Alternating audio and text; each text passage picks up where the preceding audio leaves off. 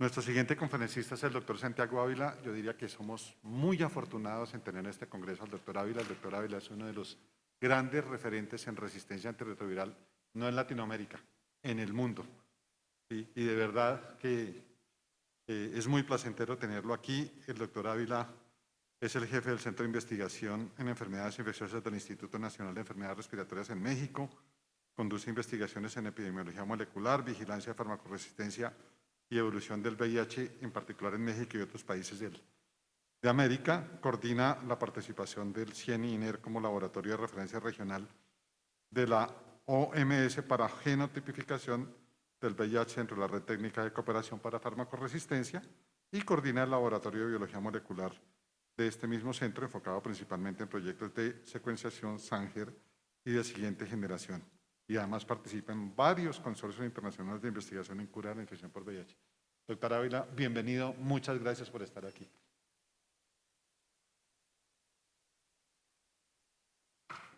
Buenos días, muchas gracias por esta oportunidad de regresar a esta linda ciudad. Gracias a los organizadores por invitarme a participar, especialmente al doctor Ernesto Martínez.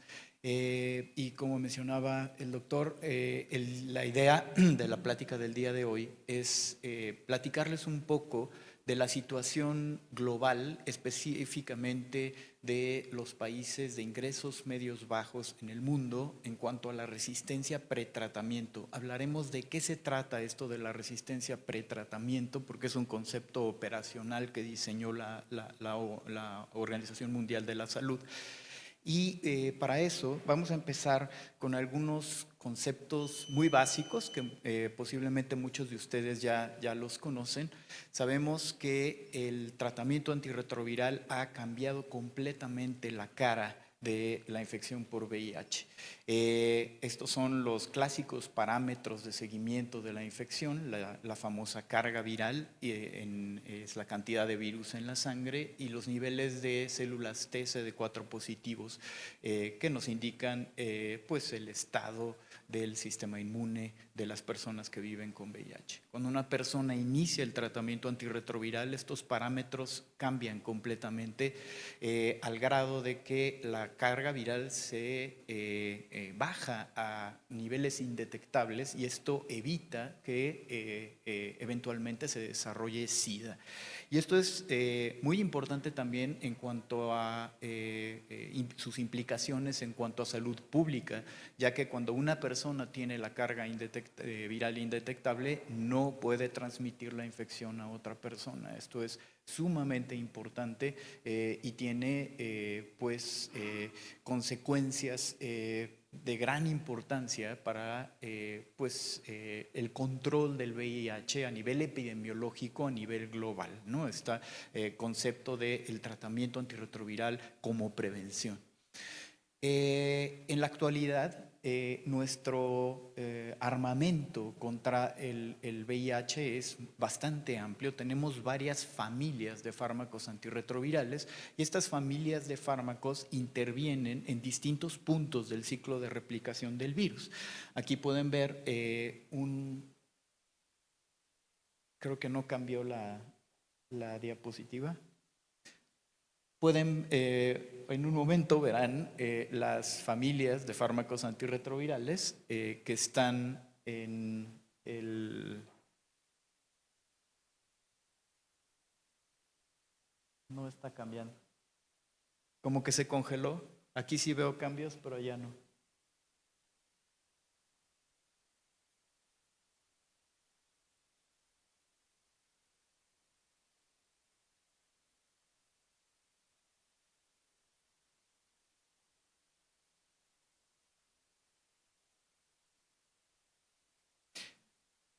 Bueno, mientras se arregla este problema técnico, tenemos entonces varias familias de fármacos antirretrovirales. Tenemos los famosos inhibidores de transcriptasa inversa, que son de dos tipos, los análogos y los no análogos de nucleósidos. Estos inhiben la copia de la información genética del virus de RNA a DNA, que es característica de todos los retrovirus.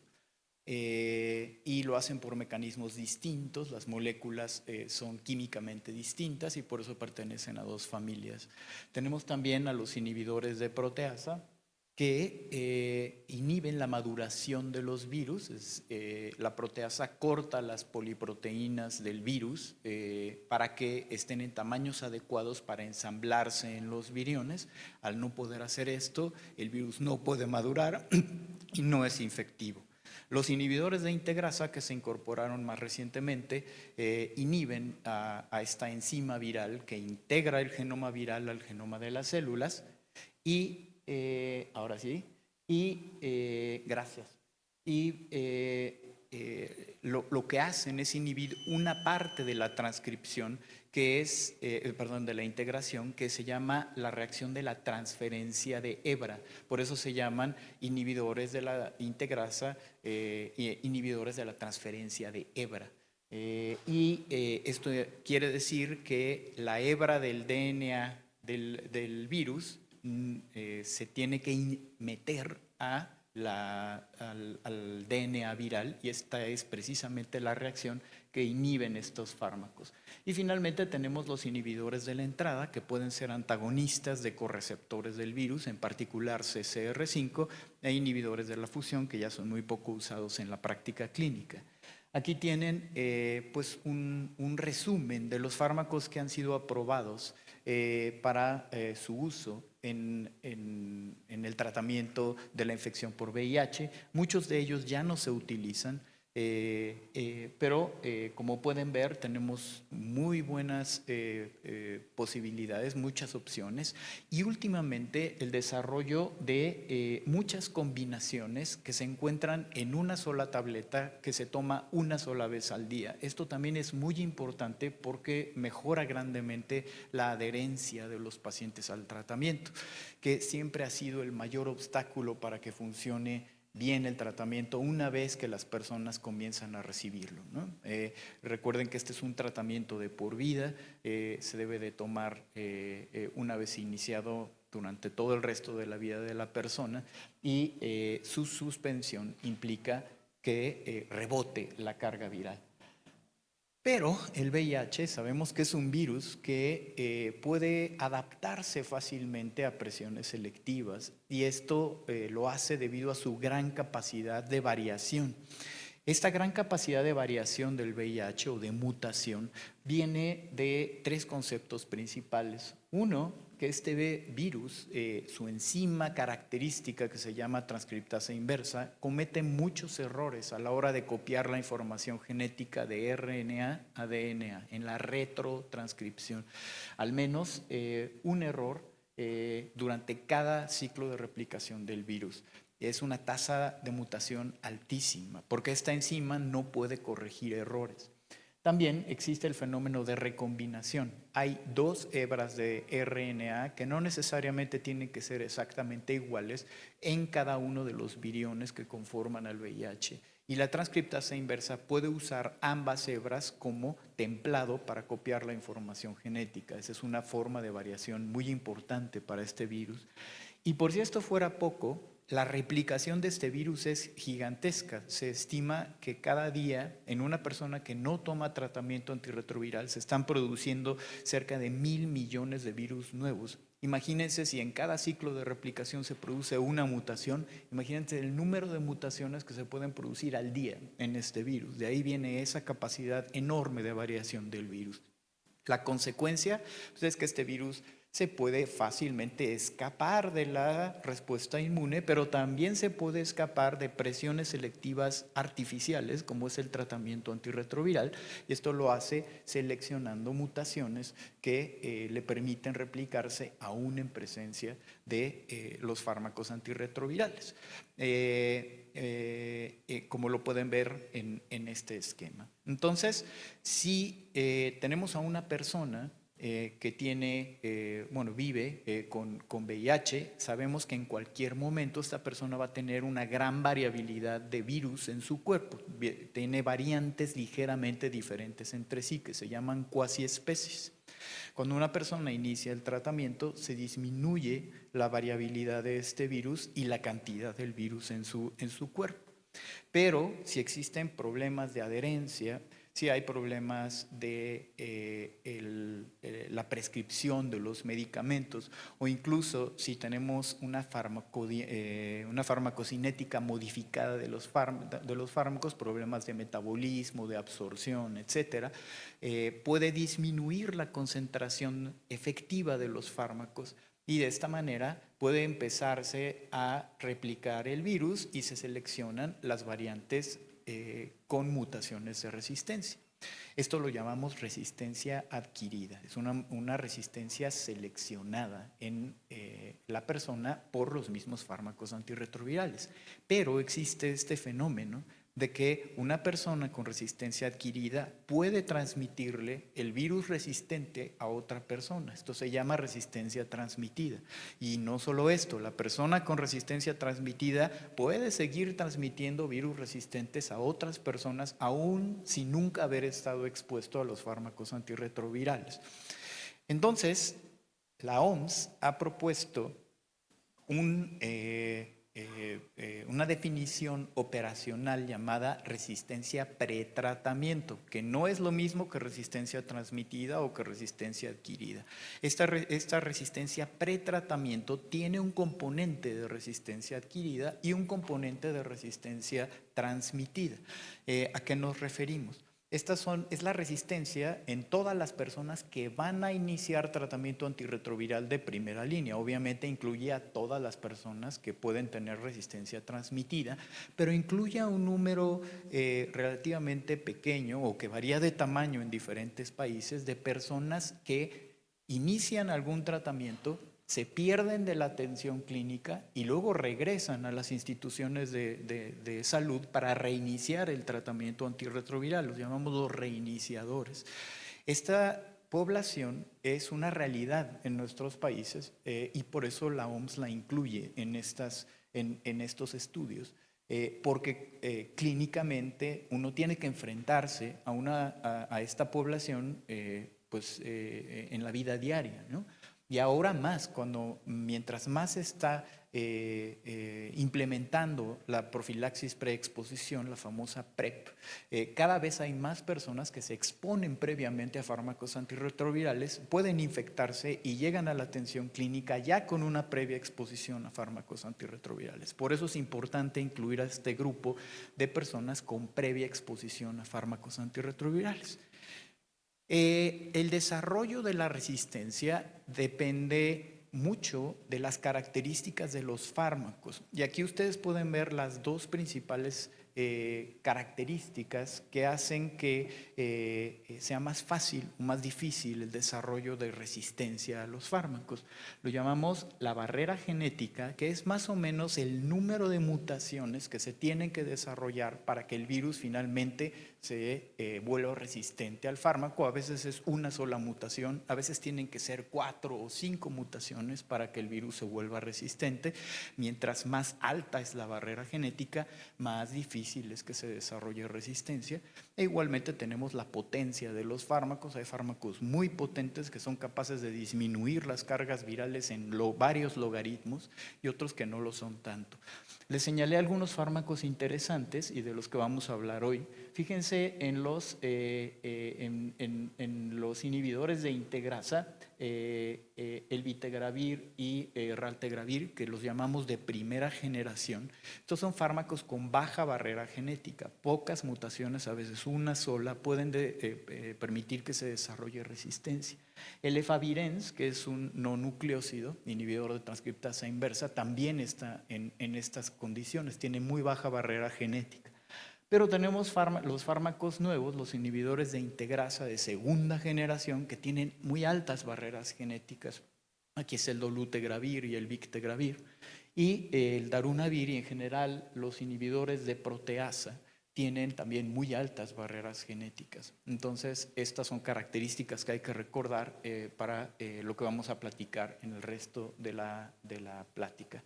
Ahora sí, pasando a algunas cuestiones epidemiológicas.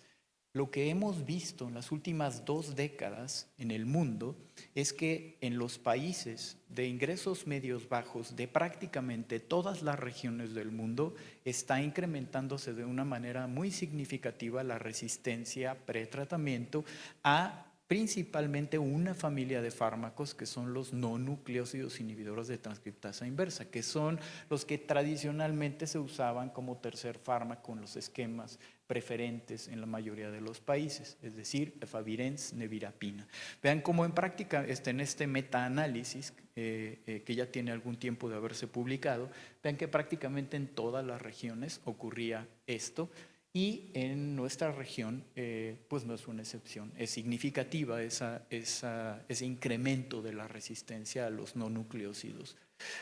Y esto es importante porque parece intuitivo, pero nunca se había demostrado si la resistencia pretratamiento podía tener o no un impacto clínico en las personas, ¿no? Y hasta recientemente pues se publicó este metaanálisis de varios estudios que han medido ciertos parámetros asociados con el daño que puede causar la presencia de resistencia pretratamiento.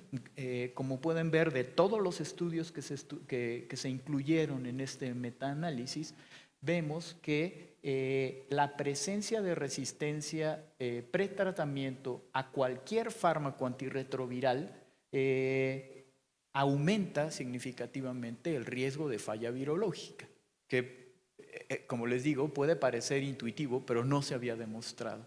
Y si restringimos a las personas que tienen resistencia a los no nucleósidos, en particular, también aquí vemos un riesgo más alto y significativo de presentarse falla virológica. Además, la presencia de resistencia pretratamiento aumenta el riesgo de adquisición de nuevas mutaciones a la larga. ¿Esto qué significa? Si uno deja a la persona tomando medicamentos que no funcionan completamente para suprimir al virus, es muy común que se van a empezar a acumular mutaciones y eso nos va a ir disminuyendo la posibilidad de tratar a estas personas a la larga. Y eso es bien importante para los fármacos de alta barrera genética, que mientras más mutaciones se van acumulando, pues eventualmente se van a desarrollar pues esta resistencia a inhibidores de proteasa o a los inhibidores de integrasa de segunda generación. Y finalmente también se aumenta el riesgo de descontinuación de el tratamiento o de switch de tratamiento, ¿no? Entonces, como ven, las consecuencias de la resistencia pretratamiento son importantes, pero no solamente a nivel clínico individual, sino también a nivel de salud pública. Este análisis de costo-efectividad que se hizo ya hace algunos años en África subsahariana, el país pues que sabemos donde hay más personas que viven con VIH, demostró que cuando la resistencia pretratamiento está en niveles mayores al 10% en la población, tenemos un porcentaje de muertes asociadas a SIDA que tienen que ver con la resistencia pretratamiento bastante alto, y lo mismo, nuevas infecciones que podrían no haberse producido, pero que existen debido a la resistencia pretratamiento, y obviamente esto aumenta los costos programáticos de la atención. ¿Por qué? Porque los esquemas de segunda línea normalmente son mucho más caros que los esquemas de primera línea, y más todos los costos asociados a las complicaciones, el avance de la enfermedad, el tratamiento de personas en etapas avanzadas, ¿no? Entonces, la Organización Mundial de la Salud, con todos estos antecedentes, propuso ya hace algunos años un plan de acción contra la resistencia del VIH. Y es un plan relativamente sencillo. Este plan propone a los países, primero, conozcan sus números, hagan estudios con representatividad nacional para saber cuál es la prevalencia de la resistencia pretratamiento en sus países. Entonces, una vez hecho estos estudios de prevalencia de resistencia pretratamiento, la OMS propone dos opciones. Si la resistencia es mayor del 10%, es muy importante que se implementen acciones de salud pública. Si la resistencia es menor del 10%, puedes quedarte vigilando la resistencia y no es necesario, aunque sí sería conveniente, intervenir inmediatamente. Entonces, para los países que tienen resistencia pretratamiento mayor al 10%, la OMS propone de plano un cambio de los esquemas de tratamiento de primera línea, que normalmente se basaban en no nucleócidos, en efavirenz, y la OMS propone alternativas, ya sea inhibidores de integrasa de segunda generación o inhibidores de proteasa. Y cuando esto no es factible, porque muchas veces no hay acceso a los medicamentos, ya sea por razones políticas, razones de costo, etcétera, considerar realizar genotipos en personas que inician tratamiento antirretroviral. Entonces, ese es el plan de la OMS. Como ven, ya terminó, era un plan de 2017 a 2021 y pronto se va a publicar el seguimiento de este plan. Pero, ¿qué evidencia surgió a partir de esta iniciativa de la OMS? Pues muchos países reportaron sus niveles de resistencia pretratamiento en estudios con representatividad nacional. Esto es muy importante, son estudios con representatividad de todo el país, no son regionales, no son de una ciudad, ¿no? Y dentro de todos estos estudios, vean cómo hay una gran cantidad de países que ya sobrepasaron ese nivel de 10% que la OMS propone como el umbral crítico para actuar a nivel de salud pública. Hay una gran representación de los países de nuestra región, de Latinoamérica, en este estudio, y del Caribe también tenemos algunos. En nuestro laboratorio, como somos un laboratorio de referencia regional de la OMS, se hicieron varios de estos estudios, especialmente los de Centroamérica, de Uruguay, de Paraguay. Está a punto ya de salir el estudio de Ecuador, ya se terminó, pero este no se pudo incluir en el último reporte de resistencia que salió en 2021. Está en camino, están reclutando en este momento la encuesta de Perú. Entonces va muy bien nuestra región en cuanto a pues la cantidad de estudios que se han hecho en este sentido. Y vean, Colombia fue de los primeros países que reportó a la OMS. Y si se fijan, los países que tienen estudios los más tempranos, tienen normalmente niveles de resistencia más bajos, pero hay muy buenos planes para continuar con estos estudios y actualizar la información, y esperemos que pronto esté ya los resultados de este estudio para Colombia también, y que se actualice este dato que se reportó en 2016. Lo mismo pasó con Brasil, ¿no? Que son estudios más viejos. Otra cosa bien importante que nos dicen estos estudios es que las mujeres normalmente, no en todos los países, pero en general están más afectadas por la resistencia a pretratamiento que los hombres, y a veces 2 o 3 veces más altos niveles de resistencia a pretratamiento que los hombres. Esto las identifica como un grupo de alta vulnerabilidad y como un grupo prioritario de atención para el problema de la resistencia a pretratamiento. Y también, obviamente, como era de esperarse, las personas que tienen exposición previa a los fármacos antirretrovirales también están más afectados que las personas que nunca han tenido exposición previa, ¿no? Y aquí sí la diferencia es altísima. Vean los países que están hasta arriba, Honduras y Nicaragua, que tuvieron niveles de resistencia muy altos. Aquí les pongo un poquito más de detalle de estos estudios. Fíjense cómo, pues obviamente los fármacos más afectados fueron efavirenz y nevirapina. Y esto se asocia mucho a la transmisión de una mutación en especial, que es la K103N. Esta mutación tiene la característica de no causar costos altos en la capacidad replicativa del virus. Es decir, que al virus no le importa mucho tenerla o no tenerla para poder replicarse. Muchas de las mutaciones de resistencia a fármacos antirretrovirales tienen altos costos en la capacidad replicativa del virus, como la M184B.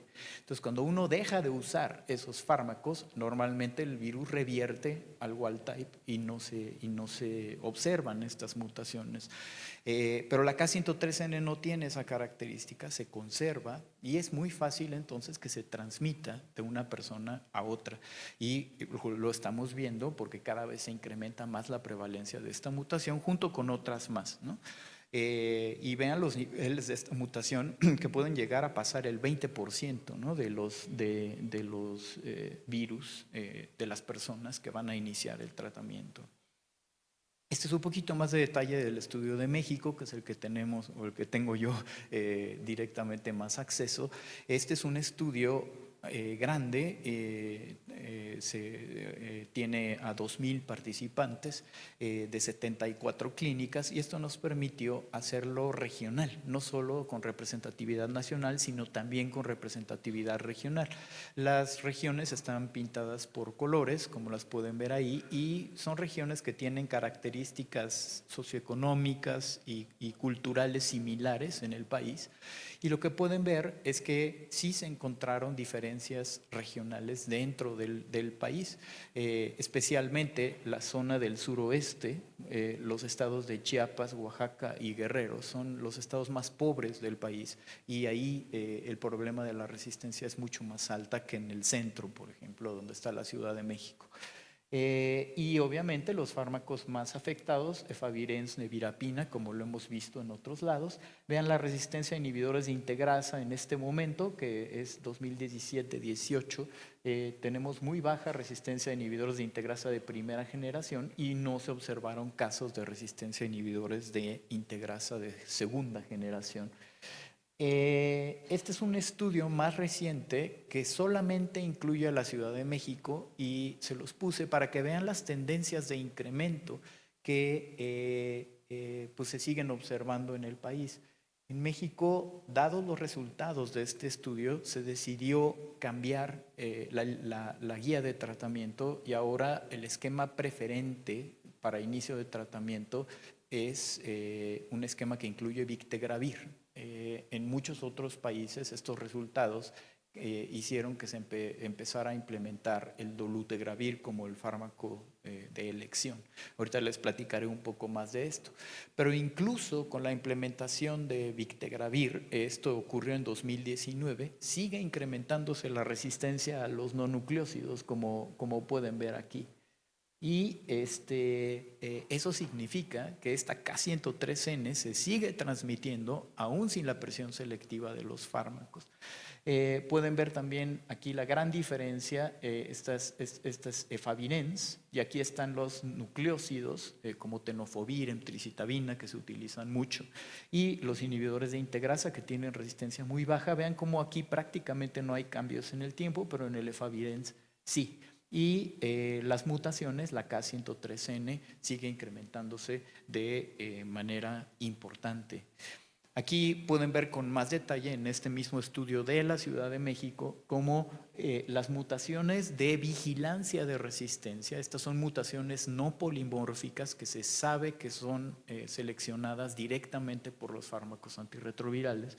Pueden ver que ya se empiezan a ver mutaciones de vigilancia de inhibidores de integrasa y pues algunas no de vigilancia como las que observaron aquí en el estudio que acaban de presentar en Colombia, pues también empiezan ya a incrementarse. Pero aquí en estos casos algunas de ellas son polimórficas y por sí solas no tienen mucho efecto en la resistencia.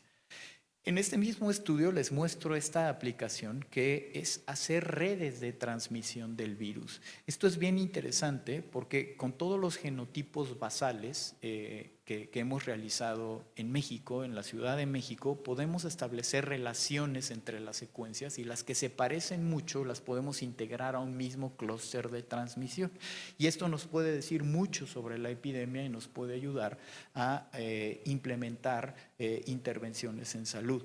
Aquí pueden ver cómo ya existen clústeres que tienen mutaciones de resistencia a inhibidores de integrasa. Eso implica que esas personas están transmitiéndose entre sí estas mutaciones de resistencia a inhibidores de integrasa. Esta es la misma red, nada más aquí pueden ver los clústeres más grandes, los que están arriba de 4 integrantes y están abiertos. Y esta es una versión resumida de la red donde cada bolita representa un clúster y está pintada de acuerdo a la resistencia. Fíjense cómo las bolitas que tienen resistencia a los no nucleócidos que están en amarillo son muchísimos. Y hay muchos clústeres donde se está transmitiendo esa resistencia, ¿no? Y por ahí tenemos algunos de transmisión de inhibidores de proteasa, los rojos, por ejemplo, que eso nos indica que la resistencia se sigue transmitiendo en la población. Entonces, la Organización Mundial de la Salud, a partir de estos resultados, recomendó que se debía de cambiar el esquema preferente de primera línea de efavirenz a dolutegravir en todos los adultos que van a iniciar tratamiento antirretroviral. Entonces, este es un cambio radical, muy importante en las recomendaciones de la OMS. Ahora ya salieron las recomendaciones en 2021 formales. Inicialmente se emitieron como una recomendación previa en 2018, pero ahora ya están las nuevas guías de tratamiento en 2021 para quien quiera consultarlas, y no recomiendan importantemente el uso de efavirenz en países donde los niveles de resistencia están arriba del 10%. Esto es un cambio importante en políticas de salud pública. ¿Qué pasa con dolutegravir? ¿Por qué dolutegravir? Bueno, dolutegravir es un fármaco inhibidor de integrasa de segunda generación, pero se escogió un poco por conveniencia. Bueno, obviamente les voy a platicar de las razones clínicas, pero también un poco por conveniencia porque se pudo acceder a un genérico de una coformulación que tiene dolutegravir, emtricitabina y tenofovir, lo llaman TLD, a precios muy bajos, $75 en promedio por persona por año, que es un costo muy bajo en general y a veces más bajo que el costo de los esquemas basados en no nucleócidos. Entonces, para los países africanos en especial que tuvieron acceso a este genérico, esto fue sumamente importante y revolucionario. ¿Por qué se escogió dolutegravir en particular? Bueno, lo primero que hay que mencionar es que el uso de dolutegravir fue muy controversial porque surgió este estudio que se llama el estudio CEPAMO, que se hizo en Botswana, donde observaron que dolutegravir se asocia al desarrollo de defectos del tubo neural en recién nacidos cuando las mamás utilizaban este medicamento al momento de la concepción. Entonces, en su momento se prohibió el dolutegravir en todas las mujeres en edad reproductiva, lo cual limita enormemente las posibilidades de tratamiento de este grupo. Y finalmente, después, para no hacerlo muy largo, después de bastante estudio y de seguimiento, se vio que la señal disminuyó, ya no es tan fuerte como era anteriormente, y por eso la OMS finalmente decidió que se debía de generalizar para ampliar las opciones de tratamiento de las mujeres. Ya casi termino. Finalmente, otra de las razones para usar dolutegravir es que en general es un fármaco que en comparaciones en ensayos clínicos ha sido superior a efavirenz, a atazanavir, a darunavir, en general a los inhibidores de proteasa y a los no nucleócidos, y es equivalente a otros inhibidores de integrasa como raltegravir y victegravir. También tiene, comparado con efavirenz a alta dosis,